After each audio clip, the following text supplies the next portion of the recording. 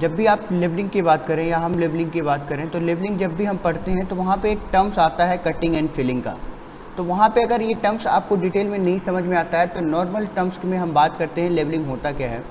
तो लेवलिंग का जो मेन पर्पज़ होता है वो होता है हमारे पास to find the reduce level, कि हम क्या करते हैं डिफरेंट पॉइंट का रिड्यूस लेवल पता करते हैं। अगर हम एग्जाम्पल की बात करें, जैसे वहाँ पे दो टाइप की आपको लेवलिंग की बात की जाती है, एक होता है आपके पास प्रोफाइल लेवलिंग और एक होता है आपके पास क्रॉस सेक्शनिंग, या इसी को शॉर्ट फॉर्म में एक और नाम से जानते हैं क्रॉस सेक्शन लेवलिंग। तो ये दो टाइप की लेवलिंग है जो लेवलिंग में आपको काफ़ी डिटेल में प्रोवाइड की जाती है, और इन दोनों का यूज होता है जब भी हम क्या करते हैं कोई हाईवे बनाते हैं, कोई रेलवे का कंस्ट्रक्शन का काम चालू होता है, तो यहाँ पे ये दो टाइप के कंस्ट्रक्शन की दो टाइप की लेवलिंग बनाई जाती है। अब सबसे पहले इनके बारे में बेसिक आइडिया मैं आपको दे दूं कि होते क्या हैं दो टाइप के लेवलिंग। तो प्रोफाइल लेवलिंग में सबसे पहले क्या करते हैं कि जैसे सपोज करिए ये हमारे पास रोड है, रोड का ये आपके पास लॉन्गिट्यूडनल व्यू दिख रहा है। लॉन्गिट्यूडनल व्यू का मतलब है कि लेंथ के अलॉन्ग आपके पास व्यू दिख रहा है। तो सबसे पहले क्या करते हैं इसकी सेंटर लाइन की मार्किंग की जाती है। सबसे पहले इसकी क्या की जाती है, सेंटर लाइन की मार्किंग की जाती है। अगेन उसके बाद क्या किया जाता है, इस सेंटर लाइन पे हम कंटिन्यूस ये क्या करते हैं एक कॉमन इंटरवल सेलेक्ट करते हैं। जैसे सपोज करिए 5 मीटर का इंटरवल ले लिया, तो हर 5 मीटर के इंटरवल पर क्या करेंगे हम रिड्यूस लेवल कैलकुलेट करते हैं। तो हर 5 मीटर के इंटरवल पे हम क्या करते हैं रिड्यूस लेवल सेलेक्ट करते हैं, रिड्यूस लेवल कैलकुलेट करते हैं। तो हर एक पॉइंट का रिड्यूस लेवल बन जाएगा। इसके बाद सेम रिड्यूस लेवल को हम क्या करते हैं कॉपी पे नोट करते हैं। जैसे ये हमारे पास पॉइंट थे A B C D, ऐसे ही हमारे पास जितने भी पॉइंट आ जाएंगे। तो यहाँ पे हम कॉपी में क्या करते हैं इन पॉइंट्स को मार्क कर देते हैं कि ए पॉइंट था, बी पॉइंट था, सी पॉइंट था, फिर अगेन डी पॉइंट था, फिर ई पॉइंट था, और इसके रिस्पेक्टिव जितने भी इनके रिड्यूस लेवल आ रहे होंगे उतने हम क्या करते हैं मार्क कर देते हैं कि जैसे जैसे इनकी जो भी रीडिंग आई होगी उस रीडिंग के बेसिस पे इनकी हाइट ये बेस लाइन होती है, तो बेस लाइन के रिस्पेक्ट में इनकी रीडिंग मार्क कर दी जाती है। और रीडिंग मार्क करने के बाद इनके टॉप को क्या किया जाता है मैच कर दिया जाता है, जो इनके पीक पॉइंट है उनको मैच कर दिया जाता है। हो सकता है अलग पॉइंट पे अलग अलग आ रहा हो, कोई निगेटिव भी आ रहा हो, मीन्स अगर आप बेस लाइन 100 मार रहे हैं और किसी का RL 99 आ गया तो कहीं ना कहीं वो पॉइंट नीचे भी लाई करेगा। तो आप जैसे भी इसका डायग्राम बन रहा होगा ये फाइनल आप आउटपुट कब बताएंगे जब आप इसका रिड्यूस लेवल कैलकुलेट कर लेंगे, उसके बाद की बात करेंगे। तो ये इस केस में क्या कहलाता है प्रोफाइल लेवलिंग कहलाता है। और जो प्रोफाइल लेवलिंग होता है वो क्या बताता है उस पर्टिकुलर रोड की, जो हम अभी प्रोफाइल लेवलिंग की बात कर रहे हैं, ये प्रोफाइल लेवलिंग क्या बताएगा, ये प्रोफाइल लेवलिंग इस पर्टिकुलर रोड का क्या बताता है कंप्लीट डिटेल बताएगा कि कैसे कैसे हमने क्या किया है कैलकुलेशन किया है, कि ये जो इस रोड के अलोंग जो भी पॉइंट्स आ रहे हैं वो पॉइंट्स अगर हम इस सेंटर लाइन के अलोंग आगे की तरफ मूव कर रहे हैं तो उस सेंटर लाइन में जब आगे की तरफ मूव करेंगे तो हमारा प्रोफाइल कैसे दिखेगा ये इस केस में बताएगा। लेकिन इस केस में प्रोफाइल लेवलिंग में हमें ये नहीं पता चल पाता है कि ये सेंटर लाइन तो हमें पता चल गई, ये नहीं पता चल पाता है कि सेंटर लाइन के आसपास वाले जो पॉइंट्स हैं क्या वो इससे हायर एलिवेशन पे हैं या इससे लोअर एलिवेशन पे हैं। तो उस केस में आपको क्या किया जाता है, उस केस में आपको क्रॉस सेक्शनल लेवलिंग बताई जाती है कि आपको सिर्फ प्रोफाइल से काम नहीं चलाना है, आपको क्रॉस सेक्शन लेवलिंग भी बनानी है। तो क्रॉस सेक्शन लेवलिंग के लिए क्या करते हैं, जितना काम आपने प्रोफाइल में किया है कि सेंटर के अलोंग आप कंटिन्यूस इंटरवल पे, इंटरवल आपका 5 मीटर हो सकता है, इंटरवल 10 मीटर हो सकता है, 20 मीटर, 50 मीटर, आप जितना सूटेबल मान रहे हैं, जितना दूरी इनके बीच में ये रहेगी सेम आपके पास डिस्टेंस क्या रहेगी यहाँ से लेके दूसरे पॉइंट में ये इसके बीच में इंटरवल सेम रहेगा।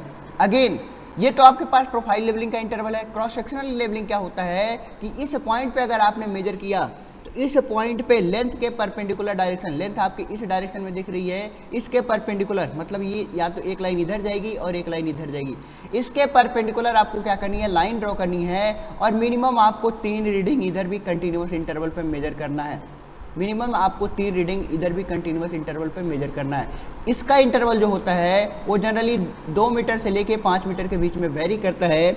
अब ये डिपेंड करता है पर्सन टू पर्सन की, हो सकता है 2 मीटर की डिस्टेंस भी उसको ज़्यादा लग रही है तो गया 1 मीटर की कंटिन्यूस इंटरवल मान लिया कि इनके बीच में हमारे पास इंटरवल क्या किया, सपोज कि उसने 1 मीटर ही रख लिया तो यहाँ सेंटर से 1 मीटर ये, 1 मीटर ये और 1 मीटर ये, अगेन सेंटर से ये 1 मीटर ये, 1 मीटर ये, 1 मीटर ये, मिनिमम 3 डिस्टेंस आपको क्या करनी है दोनों साइड की मेजर करनी है, 3 ईच साइड। बस ध्यान रखना है कि इसके बीच का जो इंटरवल है वो बराबर होना चाहिए, इनके बीच की जो ये दूरी है ये बराबर होनी चाहिए। तो इस लेवलिंग को बोलते हैं क्रॉस सेक्शनिंग या क्रॉस सेक्शन लेवलिंग। तो इसका उपयोग होता है कि जब भी हम रोडवेज और जो हाईवे डिज़ाइन करते हैं या रेलवे डिज़ाइन करते हैं तो वहाँ इनके आसपास के भी पॉइंट्स पता चल पाते हैं, जिससे हम ड्रेनेज की सुविधा के बारे में क्या कर पाएंगे, चेक कर पाएंगे। अगर ये प्रॉपर हमने क्रॉस सेक्शनल लेवलिंग या प्रोफाइल लेवलिंग नहीं की तो उस केस में कहीं ना कहीं हमें फ्यूचर में आने वाली प्रॉब्लम्स का सामना करना पड़ सकता है।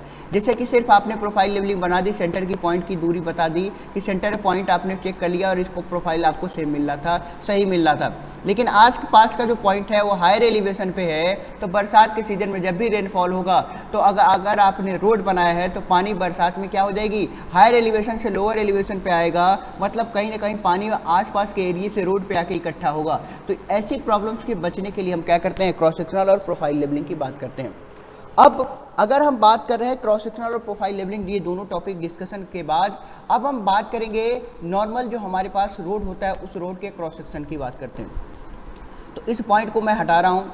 अब मैं आपको डिस्कशन के लिए एक नया टॉपिक आपको बता रहा हूँ। क्या है कि अगर हम रोड की बात कर रहे हैं, आज हम कैलकुलेशन जो भी कर रहे हैं वो रोड वर्क का कर रहे हैं, तो रोड की बात कर रहे हैं तो जनरली जो क्रॉस सेक्शन आपको देखने को मिलता है वो कुछ यूं शेप का आपको क्रॉस सेक्शन देखेगा।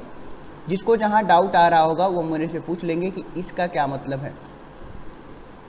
हमें जो रोड दिखती है, ध्यान दीजिएगा, हमारे पास जो क्रॉस सेक्शन बनेगा और हमें जो रोड दिखती है वो रोड सिर्फ ये लेंथ के अलाउंग पीछे की तरफ रोड दिखती है। हमें जो ये रोड दिखेगी हम इसी रोड पे क्या करते हैं, ट्रेवल करते हैं। ये वाला पोर्शन पे हम क्या करते हैं, ट्रेवल करते हैं। यही रोड पीछे की तरफ जितनी बड़ी लेंथ होगी उतनी बड़ी लेंथ जाएगी।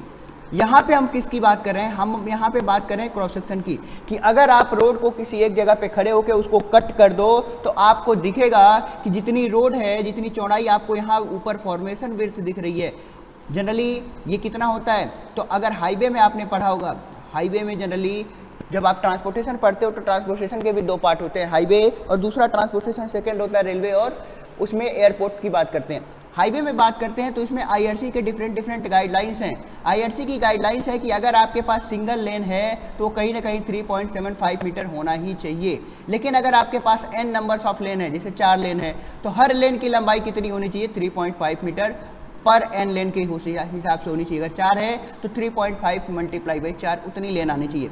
तो अगर हम बात करें सिंगल लेन की तो कितनी विड्थ होनी चाहिए, 3.75 मीटर इसकी विड्थ होनी चाहिए।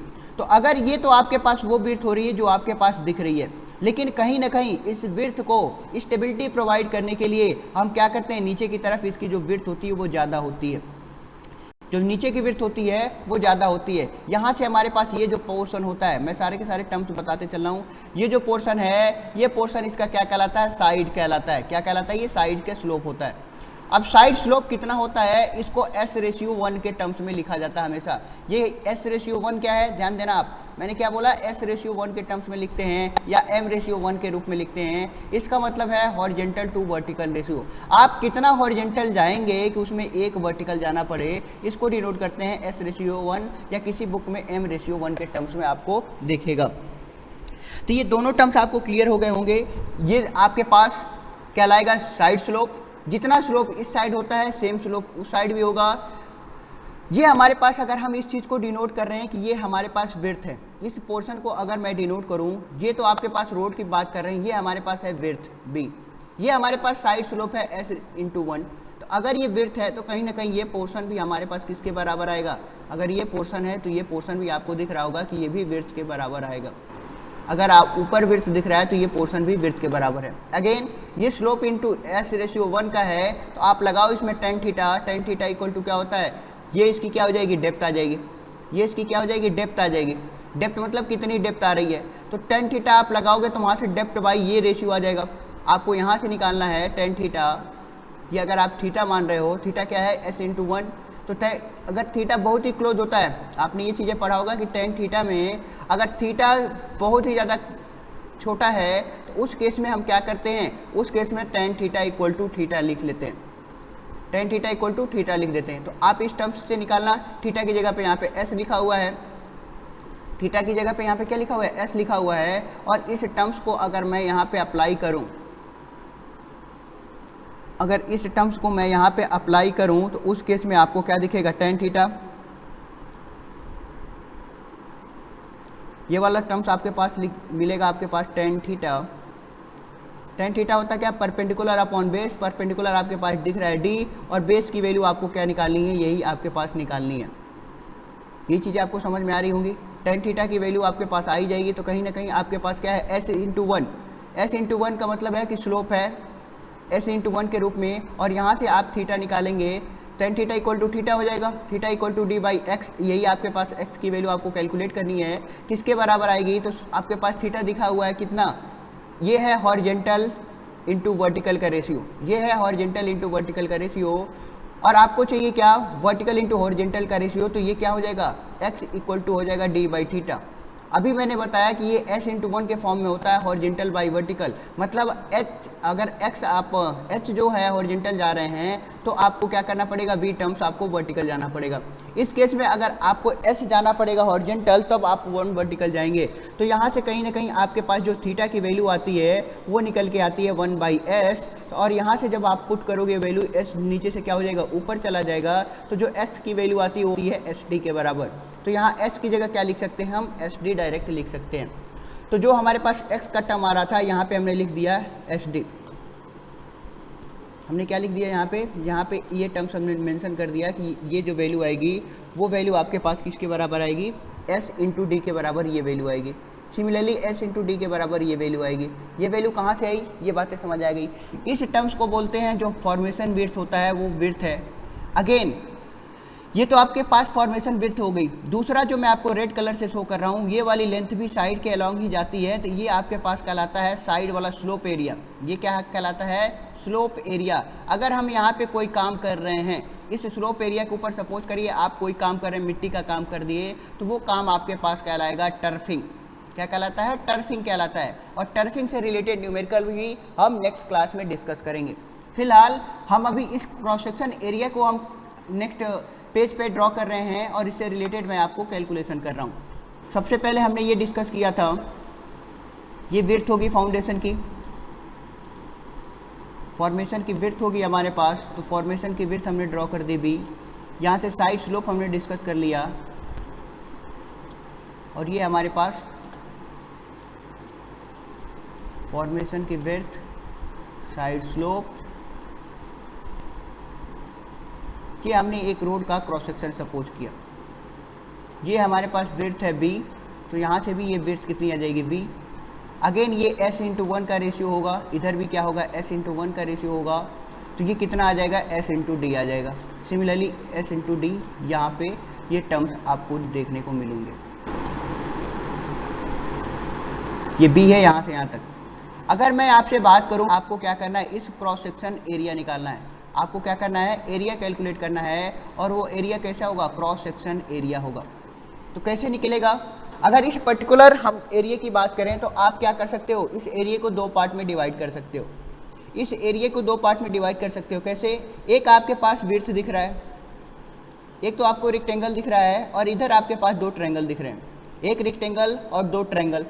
तो ये इसकी कहीं ना कहीं आपके पास क्या दिख रहेगी, इसकी कहीं ना कहीं आपके पास डेप्थ भी होगी, जिसको हम स्मॉल डी से डिनोट कर देते हैं, तभी s इंटू डी आएगा। तो हम क्या लिख सकते हैं, हम इसको लिख सकते हैं एरिया ऑफ रेक्टेंगल प्लस, आपके पास ट्रायंगल कितने दिख रहे हैं, तो दो ट्रायंगल दिख रहे हैं, दो एरिया ऑफ ट्रायंगल। अब अगर हम बात करें एरिया ऑफ रेक्टेंगल, तो हमें पता है b इंटू डी, तो ये तो नॉर्मल होता है, लंबाई इंटू चौड़ाई, plus two times of area of triangle. क्या होता है, दो का मल्टीप्लिकेशन मैंने इसलिए किया क्योंकि आपको दिख रहा होगा, अगर आप ध्यान दो तो आपको यहाँ से एक चीज़ें क्लियर होगी कि एक ट्रायंगल आपके पास ये दिख रहा है, यहाँ पे एक ट्रायंगल दिख रहा है, ये वाला पोर्शन में एक ट्रायंगल दिख रहा है, एक ट्रायंगल आपको यहाँ दिख रहा है, इसलिए मैं 2 का मल्टीप्लिकेशन किया। तो अगर 2 का मल्टीप्लिकेशन करने के बाद आपकी जो वैल्यू निकल के आएगी वो 2 टाइम्स का एरिया ऑफ ट्रायंगल क्या होता है, हाफ। बेस क्या होता है, बेस है आपके पास एच डी इंटू हाइट कितनी है, हाइट है डी। अब यहाँ से आप देखो हाफ से ये कैंसिल हो गया, तो फाइनली जो आपके आंसर निकल के आया है बी डी, जो फाइनली आपके पास एरिया आ रहा है, क्रॉस सेक्शन एरिया, वो आपके पास कैलकुलेट को होके आया बी डी प्लस नेक्स्ट वाला टर्म्स जो आपके पास आया हाफ से हाफ कैंसिल है, एस और इंटू डी, तो कहीं ना कहीं एस इंटू डी का स्क्वायर निकल के आया। क्या सबको ये बातें क्लियर चली कि ये एरिया कहाँ से निकल के आया? जो क्रॉस सेक्शन एरिया की बात करें, हर बार ये देखना क्रॉस सेक्शन नहीं लिखा होता है, क्योंकि रोड में बाय डिफ़ॉल्ट हम क्रॉस सेक्शन एरिया ही निकालते हैं, तो कहीं कहीं डायरेक्ट इसको एरिया ही लिखा होता है। तो ये टर्म्स सबको समझ में आ गया होगा कि जो एरिया की वैल्यू होती है b into D plus S into D square होती है। यस और नो? यहाँ तक क्लियर है सबको? कहाँ से ये चीज़ें आई, ये बातें सबको समझ में आ गई होंगी, क्योंकि यही एरिया का फॉर्मूला हम यूज़ करके क्या करेंगे, आगे कैलकुलेशन में यूज़ करेंगे। अगेन अगर हम ये बात आपसे डिस्कस करें कि आपके पास सॉइल कितनी ज़रूरत पड़ेगी, मिट्टी की कितनी ज़रूरत पड़ेगी पूरा उस फॉर्मेशन को बनाने के लिए, तो मिट्टी के लिए आपको क्या करना पड़ेगा, मिट्टी का वॉल्यूम आपको कैलकुलेट करना है। मिट्टी अगर आपसे पूछा जा रहा है तो मिट्टी का वॉल्यूम निकालना पड़ेगा, और आपके पास एरिया पता है, cross section area, area into कितनी लेंथ तक ये चलेगा रोड, एरिया इंटू कितनी लेंथ तक रोड चलेगा, उसके बेसिस पे आप क्या करेंगे, टोटल वॉल्यूम निकाल देंगे।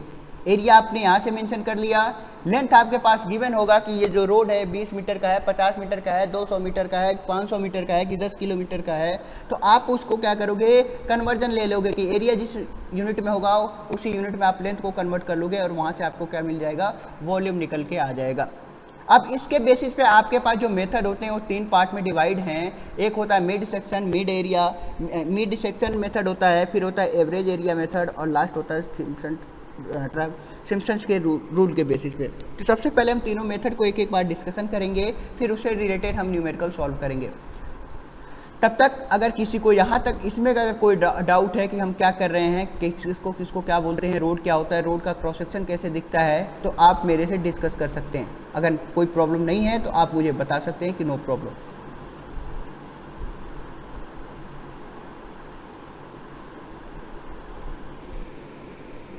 समझ में आया, नहीं समझ में आया?